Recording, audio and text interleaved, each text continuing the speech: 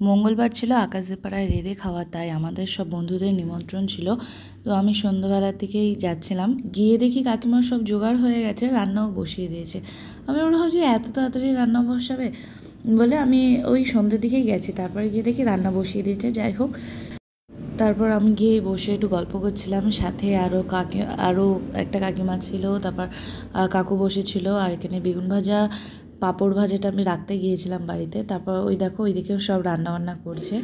এখানে সুপর্ণা এসছে, সুপর্ণা আমি একটু খুনসুটি করছিলাম। তারপর রাতে সবাই খাওয়া দাওয়া করছিল এখানে, আমরা একটু লেট করেই খেয়েছি। প্রচুর কিছু রান্না হয়েছিল, আলু ভাজা, বেগুন ভাজা, ডাল, বাঁধাকপি চচ্চড়ি, একটা পাঁচমিশালি সবজির চচ্চড়ি মানে লাবড়া, তারপরে আলুর দম, কুলের চাটনি, পাঁপড়, অনেক কিছু ছিল। সব কিছুই কাকিমা রান্না করেছিল। আর এই দেখো সুপর্ণা টাটা দিচ্ছে। আমরা ফিরেছি 12টার দিকে। মিনি ব্লগটা কেমন লাগলো জানিও।